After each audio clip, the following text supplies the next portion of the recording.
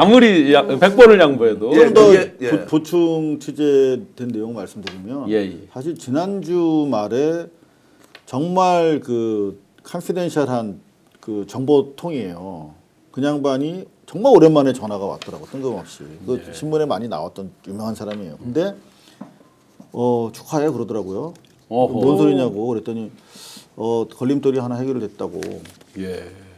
그러면서 이제는 움직일 것 같다는 거죠. 그래서 그런가? 그러고 이제 기대했지 월요일 날. 예. 근데 안 나오는 거야. 그래서 야 이거 이제 물 건너 갔구나. 뭐 그분이 축하한다고만 하고 뭘 이렇게 내용은 단초를 안 얘기했어요. 주시던가요? 그 우리가 그 지목했던 그 조은 네. 씨, 그 양반이 이제는 접었다. 그리고 이게 이재명 대표 무죄 이후에 상당히 헌재에서도 촉각을 곤두세우면서 흔들렸다는 거예요. 그러면서 사실 여기까지 왔는데 당도해서 이제 새로운 플랜 B 깃발 하에서 뭔가 해보려고 이러고 으쌰으쌰 하고 있었는데 딱 이재명 대표 무죄 나오면서 아 여기까지인가 보다라고 하면서 접었다는 거예요. 그 가장 중요한 그 한 사람이. 예. 그런가 보다. 그러고 월요일 날 또 소식이 없길래 아이 뭐 낭설인가 보다 그랬는데 지금 보니까 맞는 것 같고.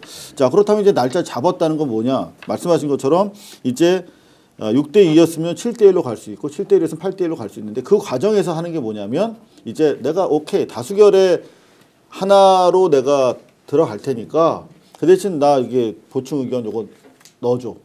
라면서 이제 그거 협의하는 과정인데 의외로 그게 막판까지 그러니까 박근혜 탄핵 때도 그 탄핵 직전 30분 전에까지도 그런 식으로 해서 절충이 더 이루어졌다는 거예요. 네네. 충분히 그거는 이제 물론 평결이 이루어졌습니다만 당일날도 더 8대 1로 가기 위한 차원의 막판 절충은 더 있을 수도 있고 그리고 그 과정에서 이렇게 한 패러그래프 정도 들어가는 거거든요. 다만 뭐 이런 의견도 있었다.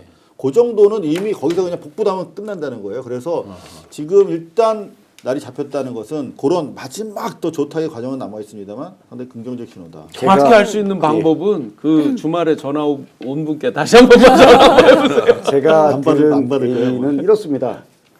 5대3 썰도 사실은 한때는 있었고요. 그 안에서. 그리고 그게 4대4까지도 갔다는 얘기를 들었고요. 그리고 고성이 오갔고 심지어는 뭐 내부적으로 치열한 갑론을박이 감정적인 부분까지도 갔었는데 어쨌거나 이제 평의 시간들이 길어지면서 입장들이 정리되기 시작을 했고요.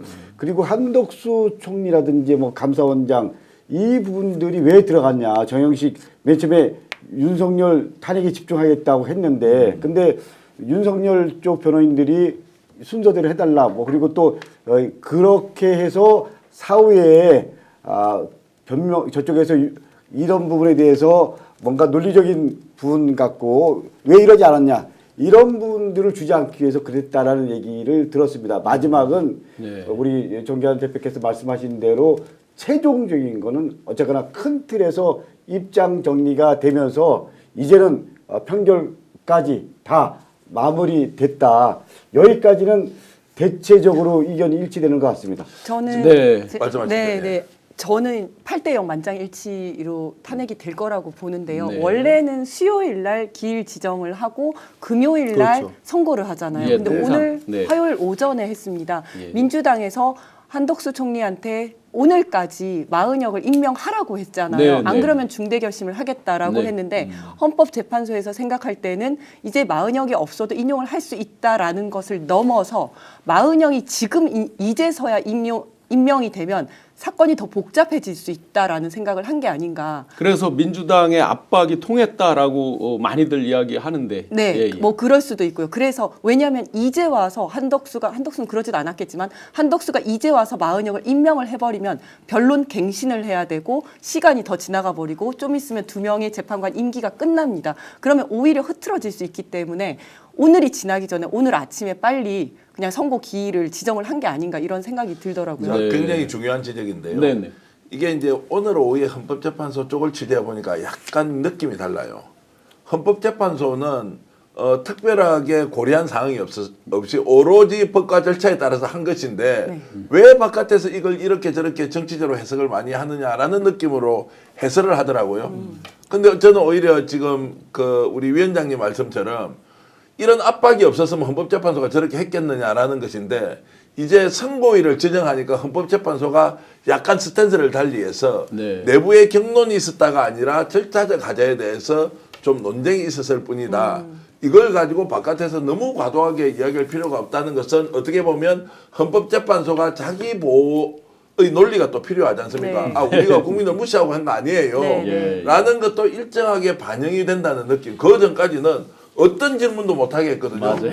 왜 이런 질문을 하느냐고 이렇게 오히려 호통까지는 아니지만 전혀 대답을 하지 않았는데 오늘 느낌이 이렇게 순화된 걸로 봐서는 결국 이제 외압을 받아서 한 것은 인정하기 어려운 거예요. 네. 그러나 결과적으로는 우리가 선고일을 지정했으니까 우리에게는 정당성이 있다라고 하는 논리로 이제 가기 때문에 결국 남아있는 반대한다거나 또는 기각 의견을 가지고 있는 이 재판관들이 남아있는 이틀 사흘 동안 정말로 그것을 원칙대로 소신대로 끝까지 고집할 수 있느냐 그것은 아닐 것이다. 그래서 8대0 가능성에 대해서는 네, 저도 한 표를 더 보태겠습니다. 네, 네. 15,000분 뜨겁게 함께 해주셔서 감사드리고요.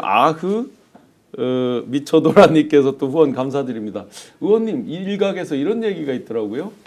민주당에서 이제 강하게 압박하고 하니까 한덕수 물론 이제 그 뒤에는 이제 윤석열, 김건희 등이 있겠죠. 그래서 재판관 2명을 지금 이제 추가적으로 임명 못하게 하는 거, 권한대행 못하게 하는 법률하고 자녀 지금 이제 후임이 없을 때 계속 연장하게 하는 2가지를 추진하고 있었잖아요. 그러니까 그 선제적으로 2명을 임명하려는 구체적인 움직임이 있었는데 그래서 헌재에서 그 부분을 우려해서 빨리 어떤 선고 기일을 지정을 했다. 이런 설도 있거든요. 아니 권성동이 얘기했잖아요. 네네.